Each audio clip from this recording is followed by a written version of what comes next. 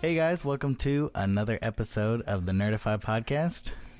And this one is going to be a little bit different. We've said that before. It's going to be special. They're always going to be different.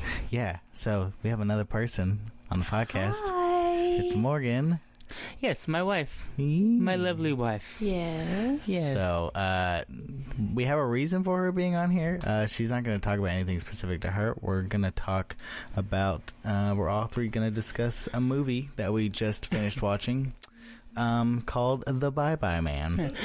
First of all, before we get into that, first of all, I want to, point out a discrepancy in the episode following this one because we had a scheduling conflict.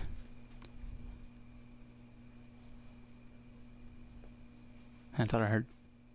Is that her? No? Well, probably Jupiter.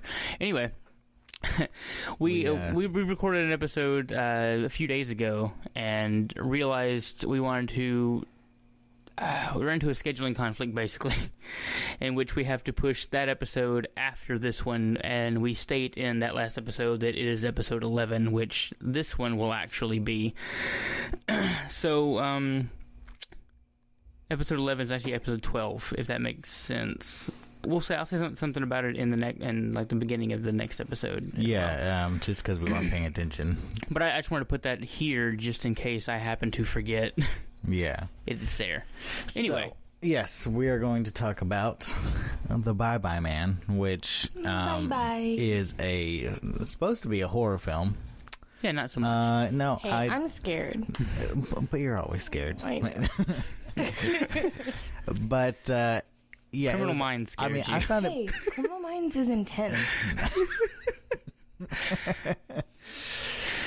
Okay, just because I get scared watching SpongeBob doesn't mean that it's not scary, okay?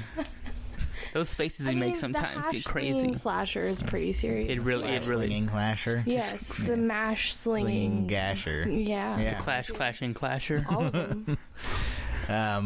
But yeah, I found the movie to actually be pretty funny at times. I know it wasn't intentional, but it was. First of all, let's talk about the title, The Bye-Bye Man. Bye-bye. Yeah. This is kind of going on the thing of whenever you're going to name a villain in something, I figure you should really put thought into it and try to make it sound as sinister as possible. Say it to yourself a couple times before you put it out there. Right. Or just go up to somebody you don't know and just go, The Bye-Bye Man. And see, and they're probably going to look at you and be like, what the fuck is wrong? They're not going to be like, oh God, that's so scary. No, they're going to literally laugh at you. Now, let me fix it. We're going to keep Bye-Bye Man. We're going to keep that title, but we're going to change the origin to where a child names him. I feel like that would be that would make a lot more sense to me because that seems like a name a child would give something. Yeah, but I mean, but it's all adults. If they focused on kids, then that makes sense. Like with Sinister, it focused on kids, right? So, but see, I was going to go into the reason that I think you should really think about a villain like. I liked Sinister up until they got the name of the villain, which was Bagul, and I thought that was the dumbest shit. Like, anytime they said... better than Bye-Bye Man. It's better, but it's still not good. I mean, you're just like, and his name is Bagul. You're just like, okay, that sounds like something I would hear out of, like, a Tim Burton animated film. Like, it's not the greatest. Like, actually, is it a legitimate demon's name? Yes, it is, but it doesn't mean you should always use it. It isn't... Okay, maybe I'm getting confused with something else, but isn't that the one where when he shows up, he's like... a humanoid form, and he's like covered in like red and black paint, like tribal-ish paint. No, you're thinking of Insidious. I'm thinking of Insidious. Yeah. Which that in the credits, that monster's name is the Lipstick Monster. Yeah, the Lipstick Demon. Yeah. I'm so glad they didn't name that one in the movie. Yeah, and see, that's fine. You don't always have to name things. And no, you really don't. Sometimes it's even better if you don't. So we took notes, and let me just give you a quick rundown in case you haven't seen it. So. Spoilers, which, I mean, why would you want to see this film except for to laugh at it? It really, you're right now, don't bother. So, essentially, these three teenage, like it opens up with like a scene in the past of some dude killing a bunch of guys because of the Bye-Bye Man or whatever, and so it jumps forward. It's a terrible. Just the whole thing was stupid. It was stupid. Yeah, I mean it's just. I mean, the whole concept of don't say it, don't think it, but it's just like your brain is literally going to try to think it all the time. You can't, there's no way you can not think it. Well, yeah, but I think that's what they were counting on to build the fears. Like, now that you know, like, you're seeing the movie in the theater and all you can think about is the Bye-Bye Man, and you go home and all you can think about is the Bye-Bye Man, and you're like, I'm not supposed to be thinking it. I'm not supposed to be saying it. Yeah, but I think if they didn't have such a like hilariously stupid name, then for sure it would have been like, oh god, I keep thinking it. Like even Bagul like would work better in that sense because it's like unique. But the Bye-Bye Man is so dumb. Like so these three teenagers like rent this house that all this shit went down in. There's no way they should be able to afford that house, by the way. Oh hell no. Yeah, that's like the first thing I wrote down. Yeah. It was like a massive house and like old as shit, and there's no way. But yeah, so they get it, and then everything's kind of normal, and then they find this old like little side table that has the Bye-Bye Man scratched into it, and then from there shit goes crazy, and they all end up kind of going nuts and killing each other. That's about the gist of it. And well, let's just get into some of our notes here. So. One of the, like, as we went, I decided I was going to write about things to point out that I thought were really stupid. Because the thought is with this episode is that we were going to try to fix this movie, but there's no fixing this film. We can probably offer some pointers, alternate suggestions as to not to make it as shitty. Yeah, it would go from like an F to a D-. Yeah, but yeah, we're no directors or writers or anything, so it's just really our opinions as horror movie watchers. So in the opening scene, you see this guy get out of his car. It's like in the 70s, and he gets out and knocks on this lady's door, and she opens up, and he's like, did you tell anybody? And she's like, what, did you tell anyone his name? And he's like freaking out, right? And so she's like, yeah, I just told so-and-so. And then so he goes back to his car and pulls a shotgun out. And he's like, I'm so sorry. I'm really just so sorry. Yeah, like everything's nonchalant to him, which I kind of get, but it was a little off-putting. And then... so he does that, and of course, your response is, if somebody goes to their car in my driveway and I'm watching them and they get a shotgun out of their car and they're talking crazy talk, I'm going to close that door, I'm going to lock it, and then run away from the door. Yeah, right. And then I'm going to run to the back side of the house, and I'm going to just run out that and hop fences and get the hell out of there. That's exactly what I thought happened, and then I thought it was a big oversight on like the director's direction, but the guy first shoots the middle of the door. I'm like, okay, why? And then he goes and kicks the door, and I'm like, okay, obviously what meant to happen was he was, I guess, supposed to shoot the lock, and for some reason shot the middle of the door. I thought if he shot the middle of the door, he was gonna stick his arm in and unlock the door. Something. Yeah, I mean, so one, you shoot the middle of the door, and you're just like, okay, that's not gonna do anything to help you actually unlock the door because the jamb and the lock are still intact. And then two, he kicks it open like it's already unlocked, and so he tells you one of two things. One, they didn't take into account that like kicking in a door is actually really goddamn hard. Really hard. That's why police have those battering rams to be able to do that shit. Or and it two, takes more than one person. Yeah. Or two, she just didn't lock her fucking door. Like, are you kidding me? Like, some dude comes at you with a shotgun, and you're just like, it's fine. He won't come in. Like, and then when he goes across the street to the other house, the same thing happens. But he doesn't even shoot the door. He just kicks that shit in. Yeah, they don't. All her daughter does is just go, hey, just close the door. Like, she doesn't even say lock it. Like. Yeah. Well, I know it's the 70s and things are slightly more wholesome, but... you shouldn't have to say lock it. You should just automatically lock it when somebody has a gun and they're going to fucking kill you. Oh, my God. And then, so then he shoots the middle of the door, and as soon as that happened, I was like, this bitch was standing behind the door the whole time. And what happens? He goes to the door, and yes, she was already shot. And I was like, are you kidding me? You think the door is going to stop a shotgun? I don't know if you guys noticed, but the hole in the door was about chest height, and when it swung open, she was shot like in the side, the hip. She's an extremely tall woman. And maybe she got scared and jumped, and it just like as soon as the bullet came. What a coincidence! She's quicker than the bullet. She had a metal hip and was hoping it would stop the bullets. I don't know. But it's a magnetic hip, and it drew the bullets in. Oh, okay. Okay. Well, I can't. I really can't fix that part. Yeah. So and then randomly some dude in a wheelchair, like crawling out of his wheelchair or whatever, and then he. That's the guy. That's the guy she told. Yeah, and then Richard or Rick, something like that. I think it was like her husband. And then what I love is that he's standing in the living room. You can see out this big window, and you see the neighbors coming across that they supposedly told also about the Bye-Bye Man, and they are just like looking around like idiots. They don't know what's going on. It's like, okay, you clearly just heard like at least 3 shotgun blasts go off, and then you can, from where they were standing, they could look into the door and see her. Oh, absolutely. Like bloodied on the floor, shot. Like at that point, don't you just run away and call the damn police? Instead, they wait until he gets out there and then screams their name. I would and get then in my car and drive away. Fuck going back to my house. They're optimists, Reggie.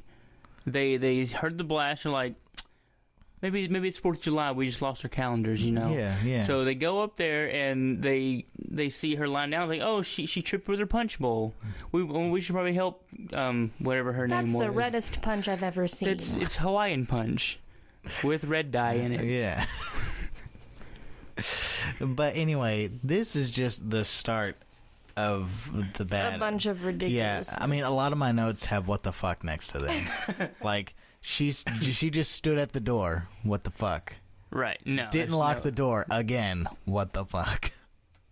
Yeah, that happens a lot. So, so then you skip to the next part of the movie, and you have the cliche of 3 college kids going to college, and they're renting a spooky old house. Like, who gets excited about renting some spooky old Victorian house that's run down? Like, no one's just like, oh man, this is gonna be so cool. Like, no. I don't know. I feel like that would be really awesome.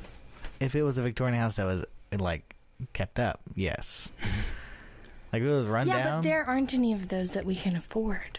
Yeah, well, I guess. Yeah, we have to get the rundown. They're fixer-uppers. Yeah, apparently the rundown ones are dirt cheap, Reggie. 3 college students, broke-ass college students, can afford a giant 2-story Victorian house. That's furnished on top of that. It's already furnished. Yeah. And has plants and shit. Yeah, it's nuts. And it's on a bunch of land. Yeah. What? Also, didn't at the very beginning, whenever they were walking, it looked like they were walking to the house, which was from campus. Yeah. So it looked like they made it look like it was really close to campus or on campus, and then later acted like it was so. Yeah, it was like in the middle of the freaking forest, right? But no. So something that they kind of allude to, and of course the main character deals with, is he's thinking that his best friend is cheating on, or his girlfriend's cheating on him with his best friend, right? Yeah. And they kind of foreshadow that at the very beginning, whenever she falls down the stairs, like, and he catches her, like. Which was not acted out very well. No, and then 2. Can you say that about any part of this movie? Yeah, for real. Oh, right. Yeah, it was. But they never answer that question, if that was actually like whether they were actually cheating with each other, or if it was just a delusion that he was having. Because it'd be different if there was no clues leading up to it, and then suddenly all this stuff started happening, and it was, you'd be like, okay, it's his delusion. But they clearly foreshadowed a bunch of it beforehand. Oh yeah, especially with them being like childhood friends. Yeah. I mean, I don't know. It's like they wrote one half of the movie and then tried to go back and write the beginning, and they were just like, well, we'll figure it out. That's probably what they did. They were like, this is how the movie ends, now how do we get there? I actually wrote somewhere, I said, the writing feels like you're dropped into the middle of the story. Yeah, kind of. And they try to explain around that, and it's not... Yeah. But that's the problem with a lot of horror movies, is like, they try and get so much accomplished in such a short amount of time. Like, yeah, one, they didn't characterize the main characters well at all. Like, I didn't give a shit about any of them. No. And then things moved really fast, and so I didn't understand how they got to where they were in different parts of the movie. So, okay, so they set up the house and everything's good, and then they have a party, housewarming party. and slash college party slash my 5-year-old niece is walking around unsupervised. So his 5-year-old niece is just there because I guess his brother showed up and it's just like, well, he clearly has a wife because later on in the movie says you have a family, go take care of him. Well, she was at the party too. His wife? Yeah. Yeah. They just bring a 5-year-old to a college party? What the hell? That's what I'm going to do when I have a 5-year-old. Yeah, it was a housewarming party slash college party. Ain't got no babysitter? Slash you just go to the toga party party. anyway. Slash toga party slash roofie party. babysitting party. Oh, yeah. Something I didn't understand, actually. Through the whole thing, the child never knew about Bye Bye Man, correct? No. Okay. Well, when she went alone with herself, exploring the house, alone with herself. I'm all by myself. She went into the bedroom, and the master bedroom.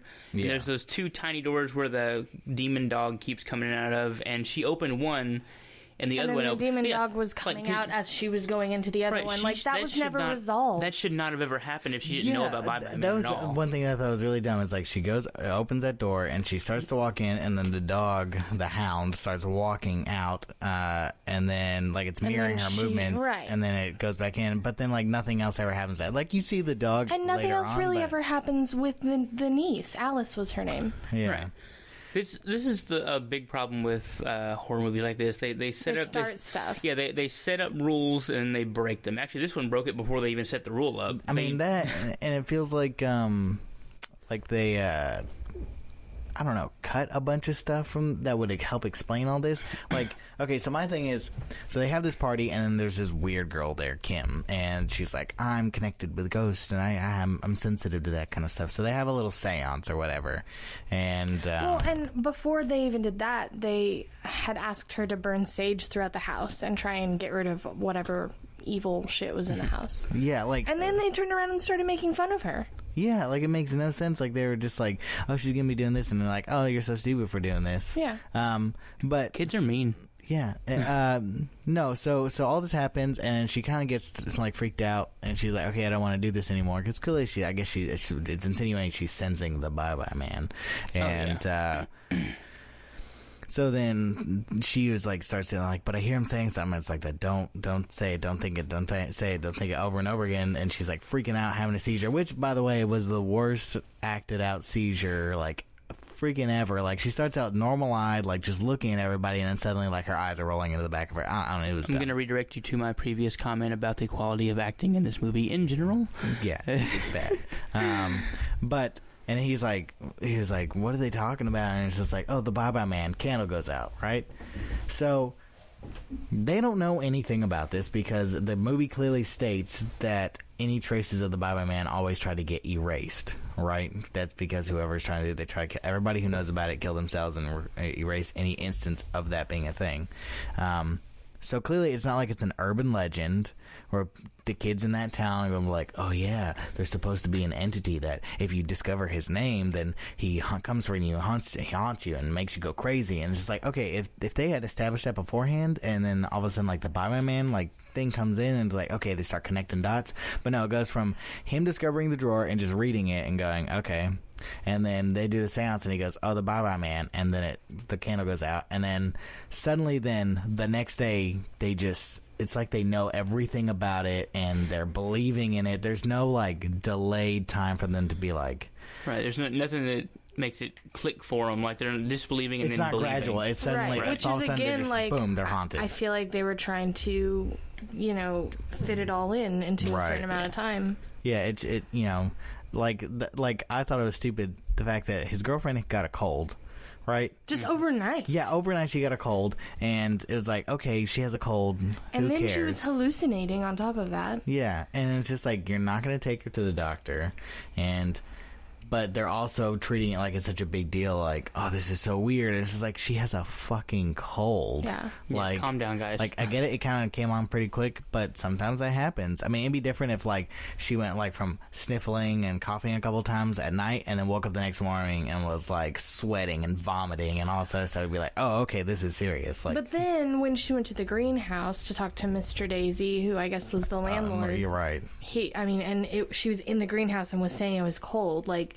that's a huge red flag. Go see a doctor. Yeah, and like the landlord didn't even say like you should probably go see a doctor. It was, he was just like, you should be at home in bed. Yeah, it's warm in here. I don't know. You should be at home in bed. I also want to point out that when she mentioned the nightstand to the landlord and there was writing in it, he had a reaction to it. So he had to have known something about that nightstand. So why wasn't he being haunted? You know, because he had a reaction like, "Whoa, you know about that?" Oh. Yeah, because she was like, some nightstand here was like had writing in it. What? And yeah, I mean, like his reaction was just like a nightstand. Yeah, and then he knew exactly who he got it from and their current address and gave it to her. Like, and even then, like, why wouldn't you just like burn it? When he took it outside, I'm like, okay, he's going to burn it. I was like, oh, he's going to the burn pile. And then just what is that going to do? Yeah, someone else is going to find it. You know, stupid.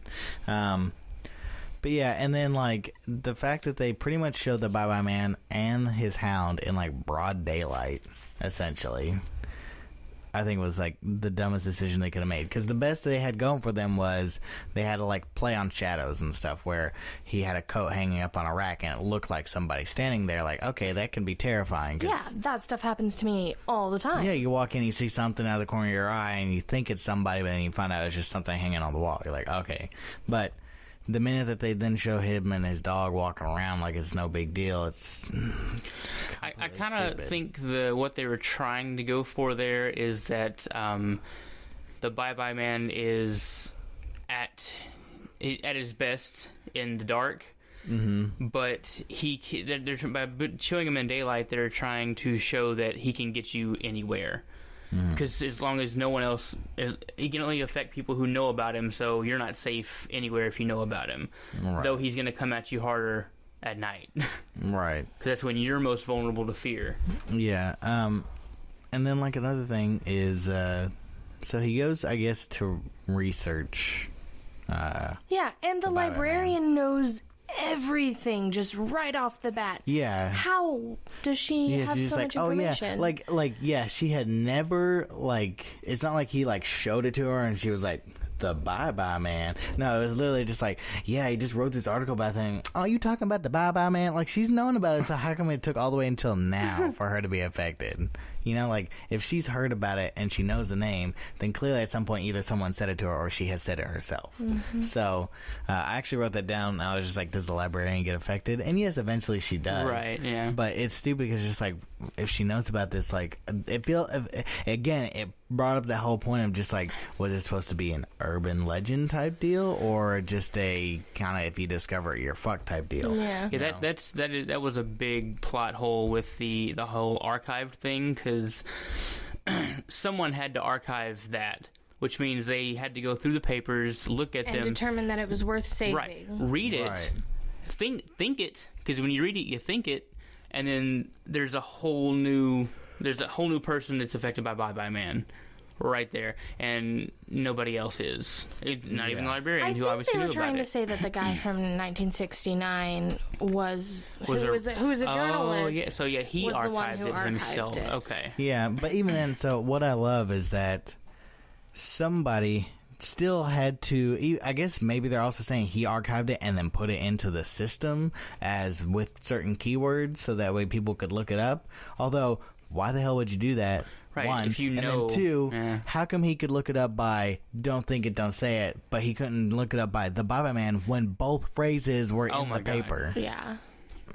So, I mean, there's clearly a lot of plot holes, and then, like, they try to insinuate that he lost track of time, which didn't work all that well. Yeah, because I remember seeing him look at his phone and it said 2:43, and that's when he was freaking out about losing track of time. But we didn't know what time it was beforehand. Yeah, exactly. Like, that's the thing. Don't remember. Like, it was 1:40. So he lost an hour. He lost an hour. That's so easy to do when you're doing research. I do want to point out that the most realistic part about this movie is the degrading of his battery life in his phone. Oh, yeah, the fact that it died by 3 p.m. Oh, yeah, no, for sure. But, like, I mean, also that, and then that there was nobody in that library. That was also very realistic. Yeah, exactly. So, Yeah, I don't know, like, they didn't do a very good job of like, making it feel like he had lost a lot of time. Like, the librarian was just like, I'll be right back. And then next thing you know, he starts scratching out all the Bye-Bye Mans, and he keeps seeing the Bye-Bye Man. Gets closer and closer. Yeah, and then finally... And then boom, it's the librarian. And she's just like, boy, what the hell are you doing? And he's just like, I gotta go. Oh, so God. wait, so like, how much time did he lose? It was 1:40 when an hour. He lost an hour. Exactly. And it was dark outside when he ran. No, was it dark? No, it wasn't dark. Okay. It was gray. They insinuated it was getting dark. Okay, it was getting dark. But still. So, but then that's when he goes and finds Kim. Well, first, also, it's something that I noticed that they never did is so the Bye-Bye Man's supposed to be able to make you see things, and whether they're your worst fears or things that you're kind of nervous about. I was like, okay, makes sense. He plays off your fears. And so he sees John and his girlfriend like together, right? Yes. But it never tells you like if that was real or it was real or not, right? And so it's really disorienting. It's just like, are we supposed to believe that it's real? Are we supposed to believe that it's not real? Like, they never give any indication. I kept thinking that in the end he was just going to be crazy the whole time, and it was actually John and Sasha dating and not him dating Sasha. Right. Like, see, so that's a good fucking way to fix it, right? Oh, there you go. Oh, yeah. Man, that would have been so good. If like, and he, like, they had no idea what he was talking about, you know, and they were just like, look, I'm just sick or whatever, blah, blah. And then finally he's like, you know, he kills them all or whatever, and then kills himself, and then the audience believes the entire time that what was the main character's name anyway? Elliot, yeah. Elliot and Sasha were together, and then boom, after he kills everybody. Yeah, they questioned his brother or something. The cops are questioning him about it, like, was there ever, like, you know, a history of mental illness or blah, blah, blah, and just like, did you know anything about his girlfriend Sasha? Because they say that he kept talking about that. Oh, yeah. That would have been, so there was that he's just scene. Like, he's not dating anybody. No. Right. So there was that scene towards the end when the two cops were walking, and he was like, he killed the librarian and his family, and you let him go, and all that kind of stuff. At that point, should have been when they went over like, oh, he claimed to be dating this person the whole time, and he, you know, to kill all these people. You let, you know, why don't we find him before? And that kind of thing. That would have been a good way to catch everyone up and make them realize what was going on in that scenario. They could have, you know, really pushed. One thing earlier that bugged me, we kind of talked about it before. But when there was the illusion that was Sasha was her name, the girlfriend, and John were doing a you know, behind the scenes kind of deal going on there, or at least Elliot thought. You mean they were having an affair? Oh, okay. Oh, you mean they walked in on fucking? No, way the first extremely fake. Sorry, yeah, they were having sex.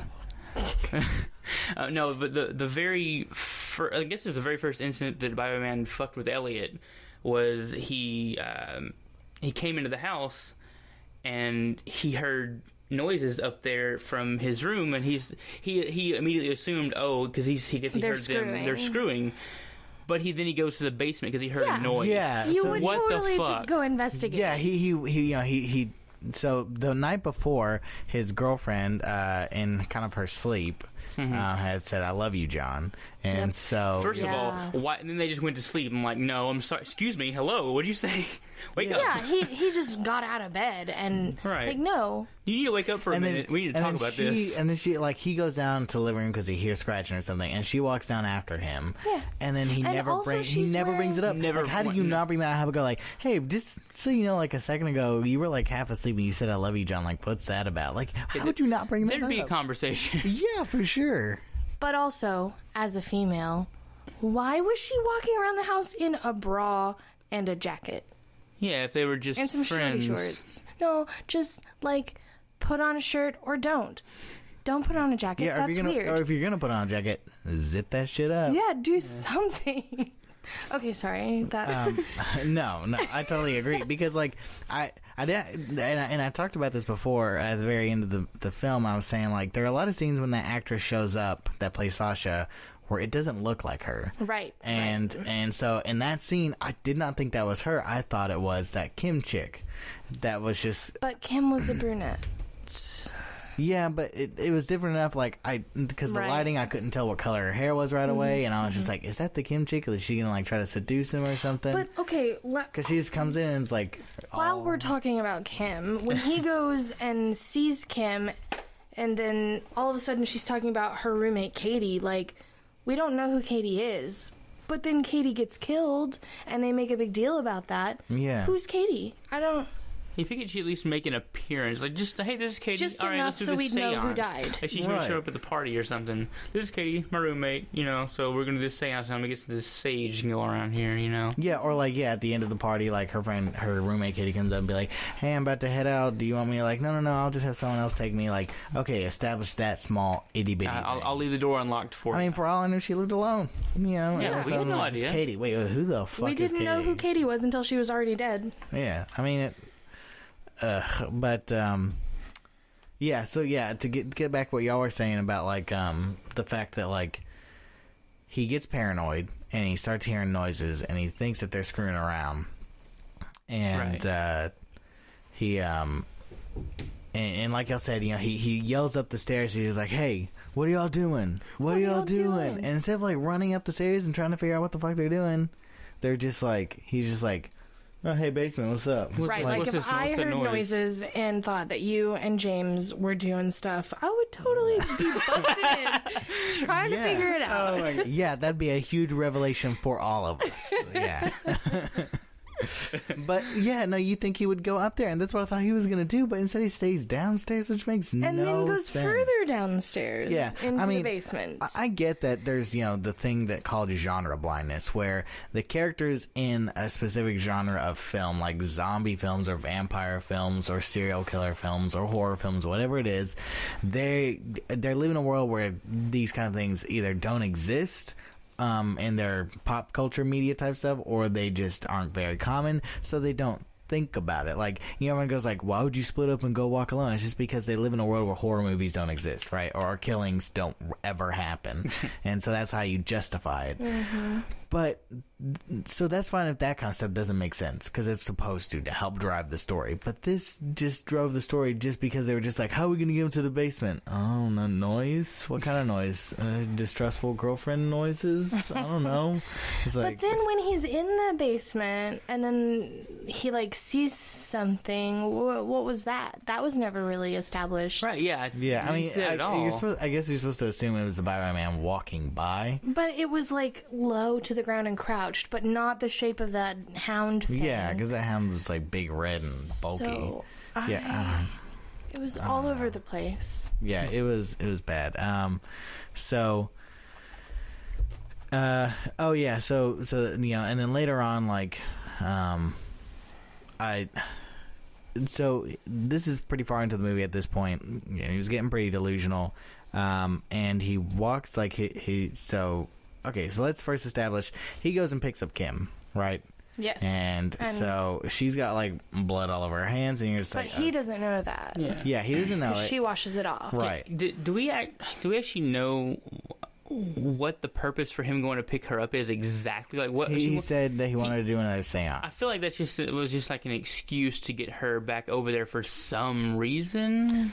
I think it was to do a seance to talk to the Bye-Bye-Man, or to that try was to get rid of the believable. spirit. That made sense. Because he didn't believe her, and then all this shit was happening. He was like, okay. But he had just gotten done at the library and found out about that guy killing all the people who knew about the Bye-Bye-Man because of him. So maybe he was, without realizing it, trying to get her over there so he could kill her. Exactly. Right.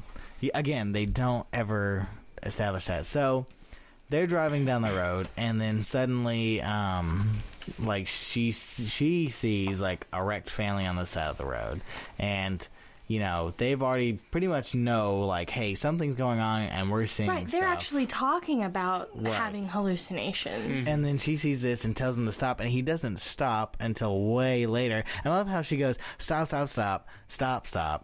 and he never asks why, or two, as soon as she goes stop, because whenever I'm driving and someone yells stop, even if they didn't mean stop driving, I will slam on the brakes, because I'm just what the fuck, I assume that I'm missing something, right? Mm-hmm. He never camera does is he just keeps driving, drives over some train tracks, and just conveniently stops on the other side.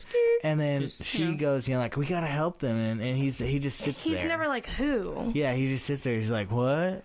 And she gets out of the car and runs away, and she's running so fucking slow, like she's literally just like lightly jogging about. And then he's like, what? Who? What? He doesn't understand, and so then he looks in her purse.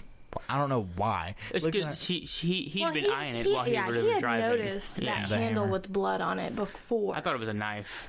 I didn't know what it was going to be. I thought it was going to be. But yeah, so he pulls it out and sees it's the bloody hammer. Instead of doing what anyone else would, which is they see it and they would just drop it because they're like, what the fuck? Yeah, but no, he just holds on to it. He picks it up and takes it with him, and he's running after her. Yeah. And so then she's like trying to cross the train tracks. You see a train coming. No, I mean, that wreck was on the train tracks, which I think is why she wanted to help them so badly. Right. And so, what's crazy is that she's not running fast. She's just kind of lightly jogging. And he could have totally caught up with her. And there was actually one point... Or threw the hammer at her. Yeah. Maybe. Well, I mean, dead leg her. But yeah, no, so like, there's actually one scene where they looked really, really close to each other. I'm just like, how does he not just like sprint after her and grab her and say, it's not real? Right. Instead, or she has long hair, just grab that. Something. Yeah, that'll stop you. Yeah, I mean, cat fight, you know. Just whack all my hair off. Just call her a bitch or like a cunt or something, and she totally would have been like, excuse me. She would have totally been like, oh, okay, fuck this family. Or just I'm make about to fun talk of to her you. special ability. powers. Yeah, exactly. something. Yeah. But no, so they're both just lightly jogging along, and he's like, it's not real. There's a real train over there. And she's not even listening to him. And so she gets on the tracks, and then, see, but here's the thing, is that the wreck wasn't actually on the tracks. Because I remember whenever they were pulling up to it, the wreck had happened just before the tracks. Just before. And so she needed to cross the tracks, right? But what I love is that she gets there and she just stands in the middle of the track. It's not like she cut it real close to the train, like where she was running across, and just right as she was crossing the tracks, the train hit her. Right. No, it was She stopped and then went, yeah, like did the most like stereotypical just turn to the camera, and then like literally had like a full like 3 seconds before the train hit her. It's because they couldn't afford really good CG. So they had to get a dummy with that house. Yeah, right. Oh, so they had to get a dummy to get hit by the train. And the dummies don't move, so it has to be standing there. Was the train honking its horn at all? Yeah. Oh, he tried. Yeah, and I also love how he on the brake. And I love how he was like sticking his head out the window. Said, "Hey, no. I don't want to. I mean, trains are really hard to stop, but still. Yeah. Well, I get. Well, he could have got out and got in front and tried to push it back like Superman. At least give an effort. And I love how she like, as the closer he got, like the more that the Elliot just stopped. Like he's like whatever. Yeah, just watched it happen. Because I think subconsciously, I think that's maybe where they were going, was like subconsciously he wanted it to happen. Yeah, he knew he'd have so he could solve it. But yeah, but they if that was their intention, they did the worst job of ever putting that across. Because as far as you know, like Elliot's the way they portray is that Elliot is the only one who really seems to give a shit what is going on, and that doesn't. He's the only one doing the research. Yeah, and okay. Oh, another thing that I wrote down was, so his friend suddenly it just goes to John, and he's late for class. Okay, and then he's looking at his phone, and then he just has these pictures. And then all of a sudden it's a GIF. Yeah, and then it's just all animated and shit. Who goes to class and sits there and starts looking at old pictures of friends in their phone in their gallery? Me all the time. No. Every day when I go to class. No, you don't. You don't go to class. Exactly. You go to work. But, yeah, so, and then, like, and then this teacher was like the biggest dick. So he's like watching it. It's all animated, and I guess the Bioman's like pointing at him or something. And then all of a sudden, just like slam to try to get a cheap like jump scare. But it makes the teacher look like a dick. I noted it. There were 2 jump scares that got me, and it was the bathrobe whenever you see the hand. You come out of the shadow. Yeah. Oh my god. That scared me. And then the cracked window. Yeah, the cracked window, which I love. That one got me too. That happened, and then nobody Like, was just like, what happened to this window? Did you break my window? Yeah. Come on, man. It's the window on the front of a jewelry store. Yeah, there should have been an alarm. There should have been an alarm immediately. Which, okay, in the jewelry store window, there was like an advertisement and it said "Say It," and I thought that was cool because you're not supposed to say it and you're not supposed to think it. Oh yeah, say it with and diamonds. there was also a guitar case in the room whenever whenever Alice, the 5-year-old niece, was in there, and on the guitar case it had 2 stickers. One was just some little thing, I don't know, like a rainbow, I think, and the other thing said "dead," and I was like, I mean, is that maybe a little foreshadowing? Was it just a sticker that just said dead? All it said was dead. It wasn't like the dead Kennedys or something. Yeah, or like the Grateful Dead or something, where you could see that it was dead and it was ripped off or something. No, it was just dead. Speaking of really weird shit that made no sense, the fucking music. Okay, so there wasn't a lot of music in this film, right? It was mostly like ambiance. Which was like very subtle, and I barely even noticed. Right. There are 2 main moments where they really used a quote-unquote soundtrack style shit, right? So the first one is he's racing... Where was he going? He was trying to go back to save Sasha because he realized the Bye-Bye Man was trying to trick him. He was on the way to that away from old Sasha. lady's house. Right, the one who owned the nightstand. Right, and so...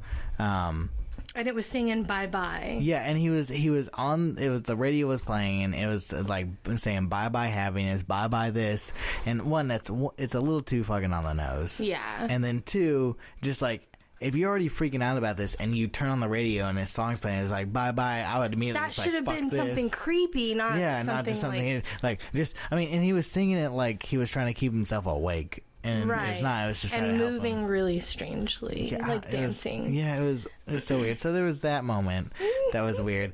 And then my favorite. Yes, this. I mean, really, this moment was just magical. You get to the very end of the film, everyone is dead except for him, and his brother's there at the house trying to get in, and he's keeping his brother from getting into the house. They're on opposite sides of the front door. Mm-hmm. And then all of a sudden you see his girlfriend who's dead like fall down the flight of stairs. It's like a spiral staircase. She falls down the middle of it. She died in the previous scene. It was like she had been thrown down by the Bye-Bye Man. And then you see him up at the top of the stairs and start walking down.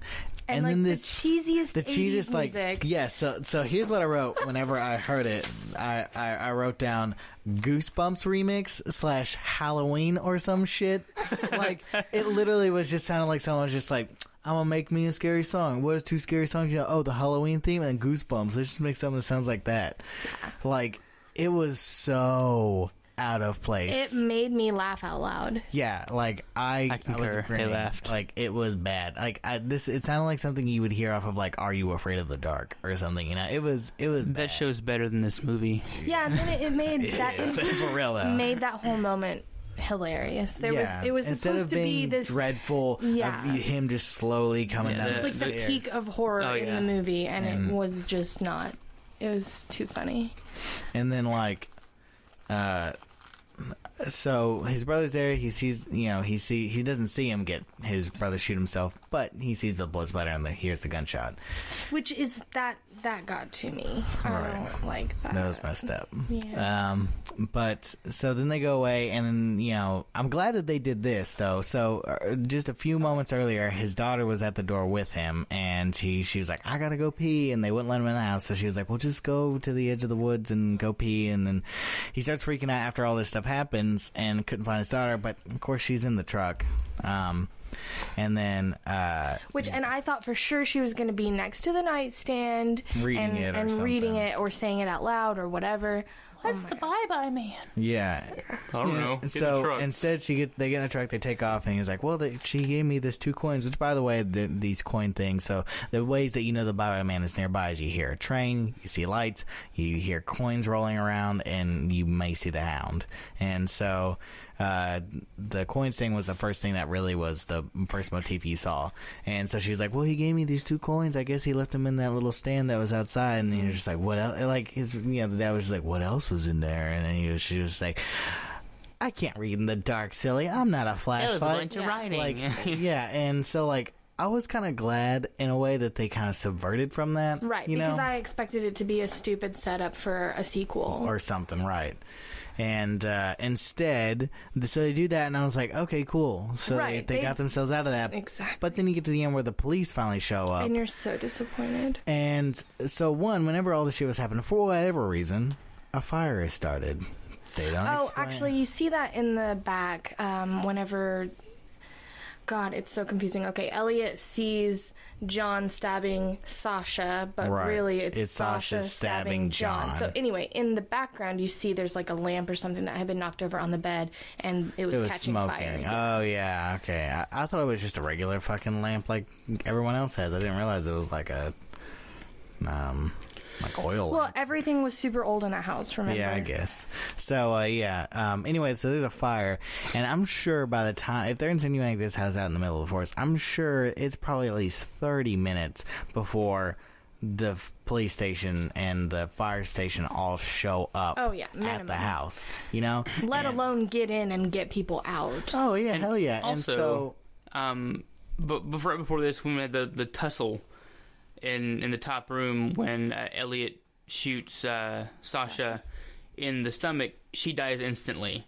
Like, she should have been there bleeding out for a little bit. Because if I'm not mistaken, a shot to the gut doesn't kill you instantly. No. It's very, very, very painful. Well, and you die of blood loss. Most people actually survive, like, gut shots. In addition to that, there was that scene where they went back to the guy from 1969 when he drank that poison. Oh, and then just, boom, immediately he's frothing at the mouth and falling over. Now, that happens, just not that quickly. Yeah, I mean, not drain cleaner. I mean, if he, like, drank straight up lye or something. Oh, yeah. Oh, hell yeah. The minute that touches his mouth and he, like, swallows it, it's just going to start burning the inside of his mouth and throat, and he's going to pretty much die from, like, asphyxiation and shit. Mm-hmm. But not drain cleaner. Yeah, it's going to kill you, but it's going to take a little bit. Yeah. Also, for whatever reason, like, after he kills everybody, he's in the kitchen, and he turns around, and the Bioman's there, and he's just chilling there, and his dog just starts eating someone's face. And then nothing. And then...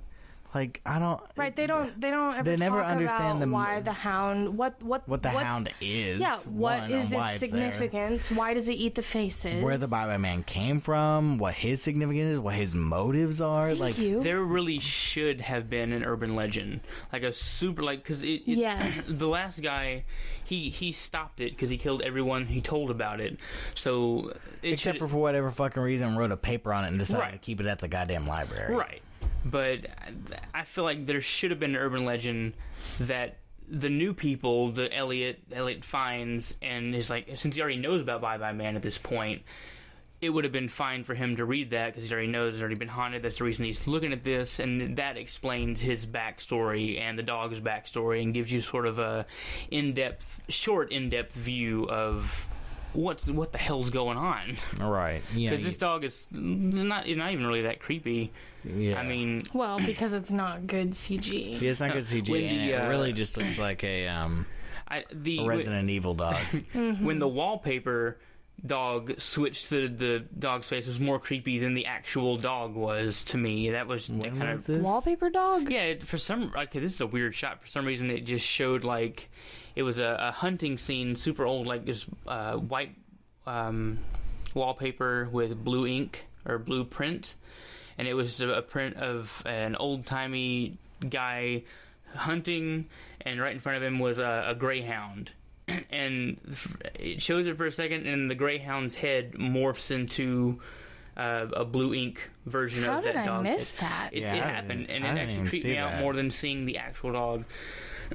Well, I'm glad I missed it because I'm still scared. The dog left in the shadows is creepier than the actual dog. Like when he first showed him, the door opened. There, Elliot and Sasha are in bed, and the door opened, and you see the dog's eyes. And you see the eyes, yeah. But okay. I'm like, creepy. Also, those eyes don't match the CG hound. Actually, at first I thought they were Bye Bye Man's eyes. I thought they were cat eyes. Yeah, they look like cat eyes. They're very small, very close together, and then this hound is fucking huge. It's like the size of a Saint Bernard. There's no way. Yeah. And then I love how like they keep playing on these little tiny ass doors that are in this top floor, and nobody ever explores them. Nobody goes into them. Right. That was kind of my point. Like with the little girl, that was really the only time they were. Oh my god, that would have been perfect. this movie is really a miss and miss, because they miss a whole lot of chances to do interesting things, and then they miss a whole lot.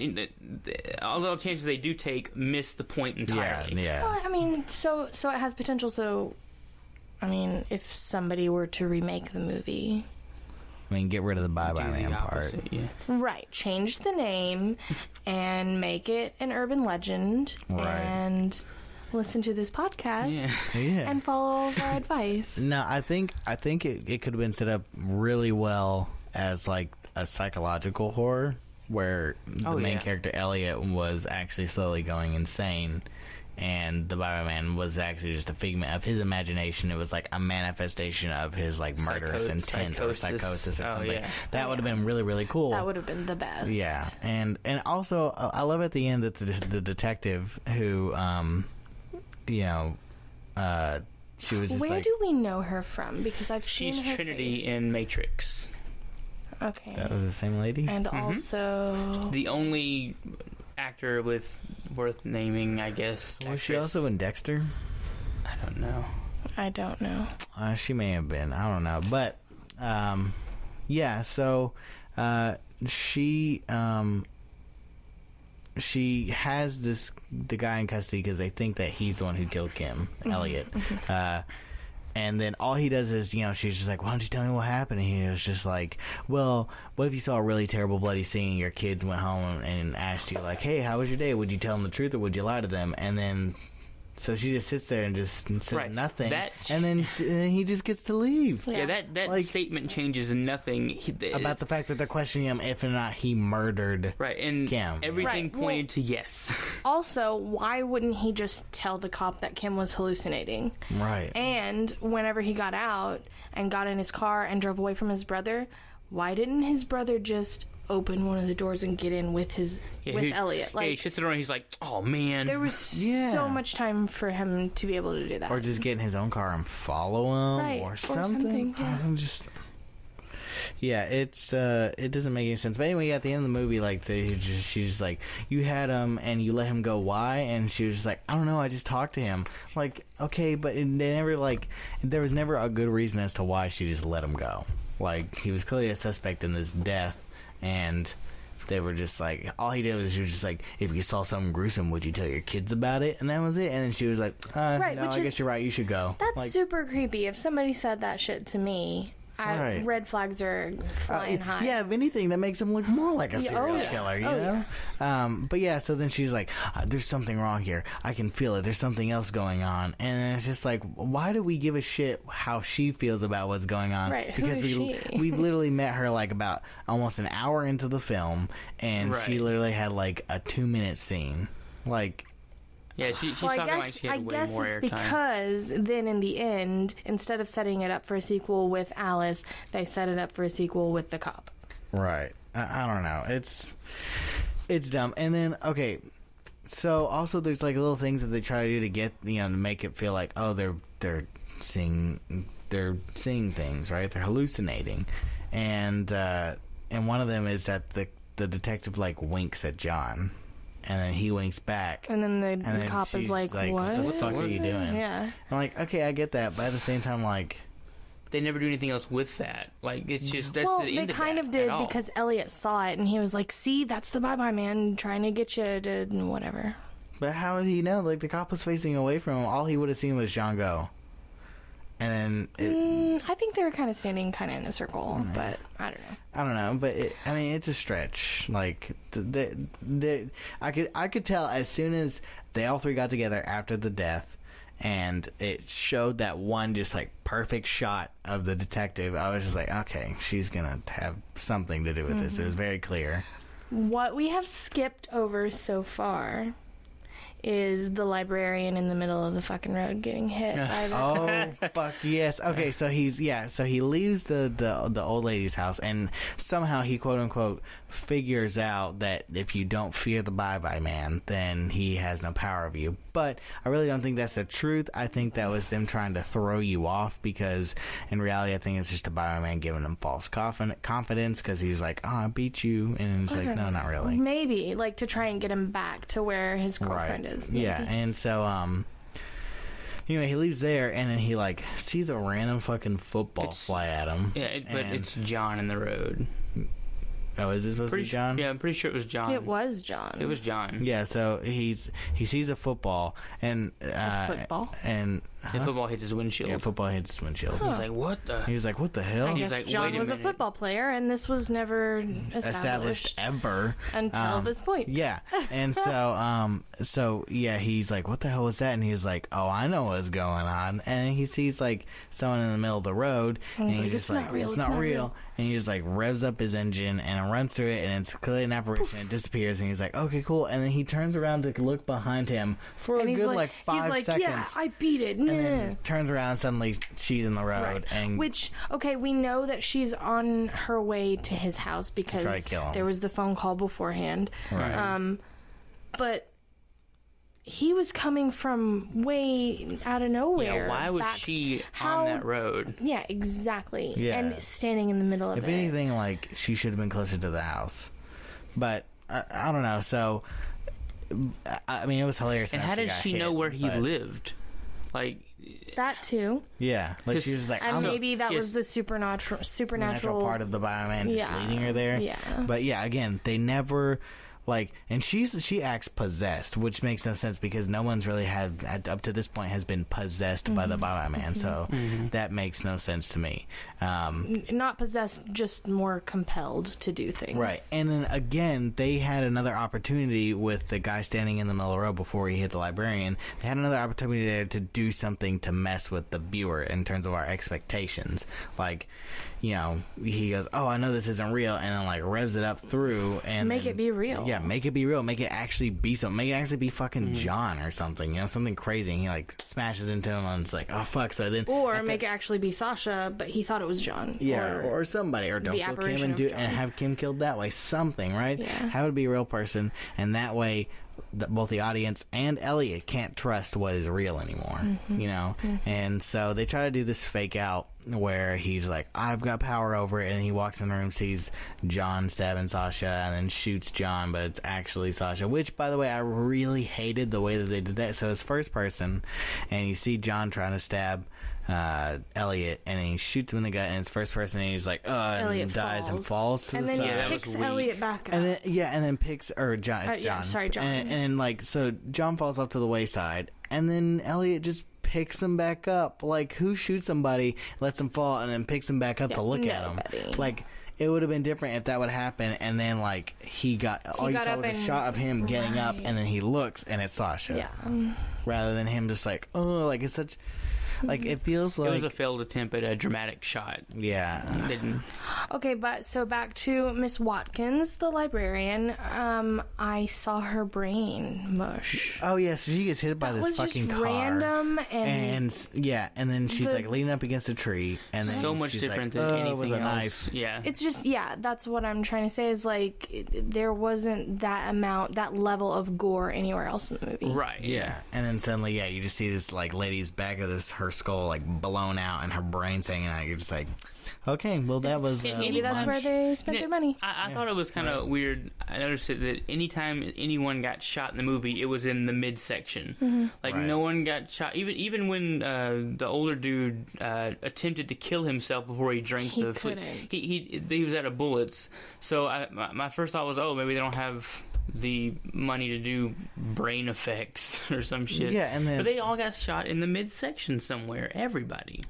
Yeah, it was bad. Also, I love that during the 70s scene, whenever they flash back to it and you see him killing the second family, like it's after he's killed both of them, and then you see the teenage daughter laying downside. And she's just in the perfect fetal position. Yeah, she's in a perfect fetal position. Just looks like she's perfectly sleeping. On top of each other. I noticed that, and I was like, wouldn't she just kind of have fallen over? Yeah. Like, how did the director not go like, don't lay like that. You look like you're sleeping. And why did she throw so many books and not try to run? Like there was an open door directly behind her, a hallway to her right, a window to her left. She was in a wide open room, but she stood there and threw books. And that is exactly what I would do in that situation. No, you wouldn't. She knew that house better than that guy did, 100%. She could have hit many places, I'm sure, and Or just avoided that whole thing entirely, like losing her mother and everything, and just gotten in the car when they saw it happen at the first house and driven away, like I said. Right. Like, even if they didn't have their car at home or whatever, he had left his car in the driveway. I bet he didn't have his keys on him. No. Yeah. Oh, my God. Yeah. They should have gotten in their car and then used their iPhone 6 to call the police on their way out of town. And made sure to record it with their second iPhone 6. Or their 7 GoPros. In 1970. In 1970. 69. 69. Oh, 69? It was 69. Okay. Yeah. It's very 70s looking. Because it was 69. Oh, well. You'd think that the 70s look wouldn't come into like 71 or 72, though. Nah. Yeah, okay, yeah. I mean, the rest all of this blends movie's together. all fucked, so why do they care about chronology, right? Yeah, so... Oh, yeah. All in all, this is a bad movie. Don't watch it. Yeah, don't look at it. Okay. Yeah, so it's a bad film. But something else. Before Elliot goes to the old visit lady, the lady, he walks in on them and he sees them fucking, and because it's a hallucination, right? Which we know that, but he doesn't. Right, but he doesn't. But I love that his response isn't like, "Hey guys, what the fuck?" You know? Yeah, it's he immediately, just stands "I'm there. gonna fucking kill you." Yeah, he just goes and grabs a bat and then like just knocks the shit out of John, and then ties him up and drags them off to a different room so that way they can't interact with each other, and he's to try to keep them from killing each other, basically. Right. And so then it goes back to the house after he figures out that the Bioman's going to try to now kill Sasha and John, and suddenly John's in the basement and untied. Just completely untied. Right. Well, and there aren't even any ropes nearby. Yeah, like it wasn't like him, like you don't see a scene of him like pulling at the stuff and like breaking out of it. Like literally, he just wakes up and he's not tied up. It makes no sense. And then I was talking about this earlier at the end of the film. So yeah, it takes a long time, and like John lives at the end of the film. He has been stabbed in the face with like some old ass scissors. And I swear in the scene you see the scissors go in his eye. Mm-hmm. Yeah. Which, I mean, at that point it's Sasha, but it's... Right. I mean, he gets stabbed in the face multiple times. You see him bleeding basically out of his mouth, which is pretty bad at that point. Mm-hmm. And then he's in this house that's on fire and is in the room where the fire started. And then suddenly the police... which is upstairs, by the way. Yeah. And then they pull him out of the house and they're like, oh, he's alive. And he's barely got any burn. He has like a burn on his left arm and up to a little bit of the side of his face. Yeah. And that's it. And then starts telling... he's not in shock. Or completely knocked the fuck out. Like... Are you serious? And then he starts, of course, whispering the Bye-Bye Man to the detective. Like... And then that's your setup for the next sequel, stupid... which will never happen. The Hello Man. Yeah. But if it does, we'll be right here. Hi, man. To, do you want to get high? Hi. Yeah, so Bye-bye. it's abysmally bad. And in terms of fixing it, I mean, you essentially have to restructure the film completely away from what it was trying to do. Probably it just would not even bear any resemblance. It really wouldn't. No. I mean, you'd be taking very small bits and pieces from it. It's like a good idea for when you're brainstorming, or a good movie to watch for when you're... It's really a first draft story. Yeah, for real. I mean, this should have probably gone through a few revisions and probably had somebody else besides the screenwriter's mother. But can you imagine, maybe it had gone through revisions and this is what they... Oh, I'm sure it did. But it should have went through more. That's so sad. But on the other hand, we've never made a movie, you guys. Yeah, but it's also, how did execs decide that this was going to be the one to get made? I mean, there's got to be more, slightly more promising horror films out there. I don't know. I think just the general population will go see whatever horror movie you advertise. Plus, this did come out in, January or February, so that's the time whenever really, really shitty horror films come out. Yeah. So that's completely normal.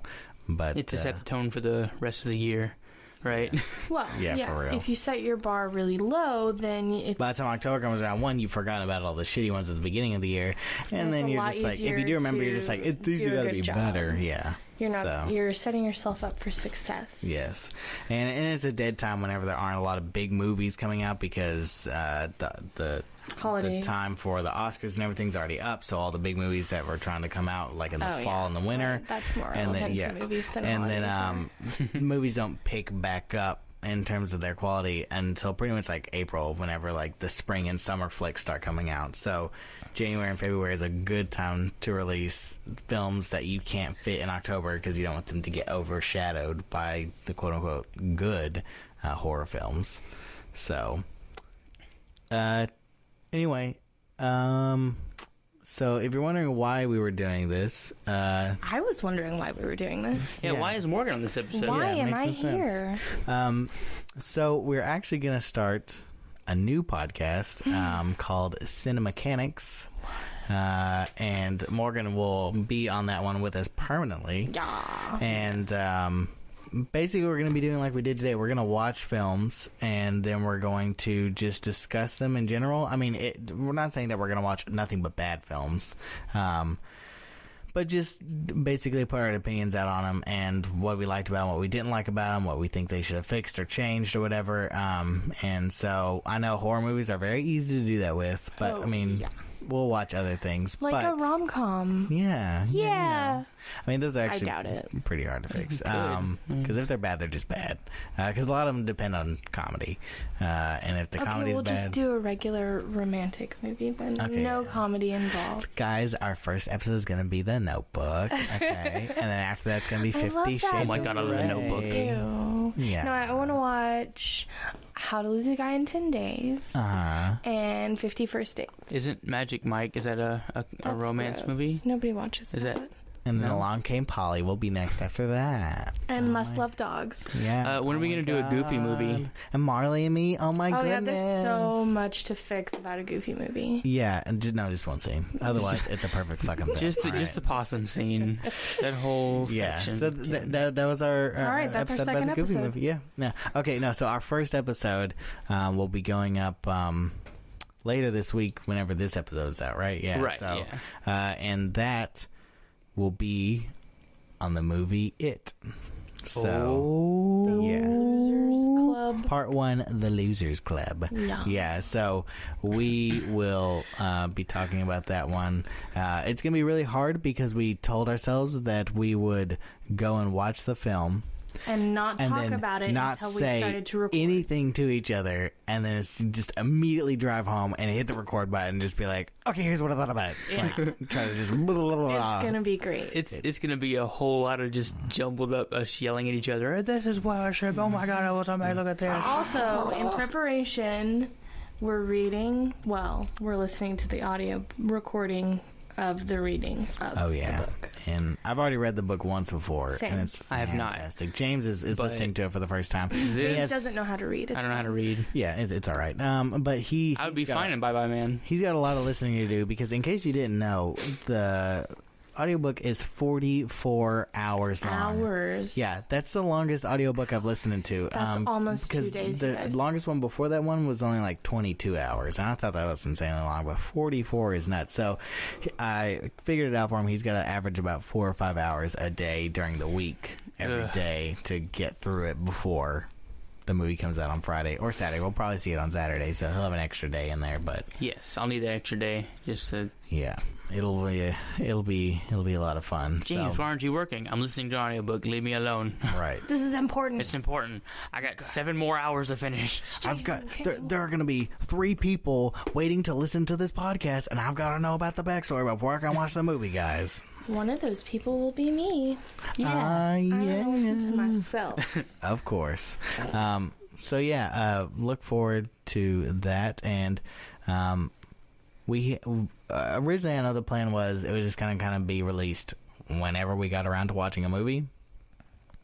But now with the whole Movie Pass thing happening, where it's only $10 a month for unlimited films, now we're basically gonna be able to see a lot of films in the theaters. Oh yeah, so, like all of them. Maybe we can do this once a week. Once a week, or at least once every other week. You know, just depends on how. I mean, I know you guys are busy with your podcast and your workout stuff. So. Yeah.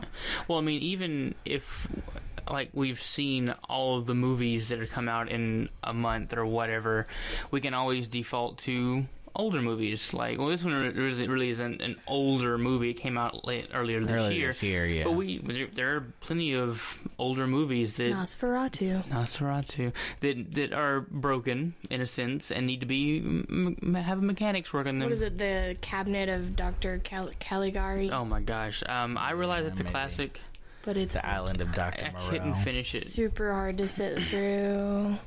Night of the Living Dead, the original.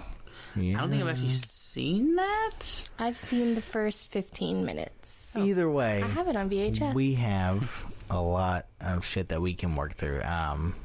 So yeah, we'll look forward to that. But anyway, thank you guys for joining us, and it was so nice to have Morgan on a random episode. Thank you, Morgan. Thank you for having me. Yeah. So we will see you guys next week, and y'all have a good one. Actually, we won't see you. Bye-bye. Bye. See ya.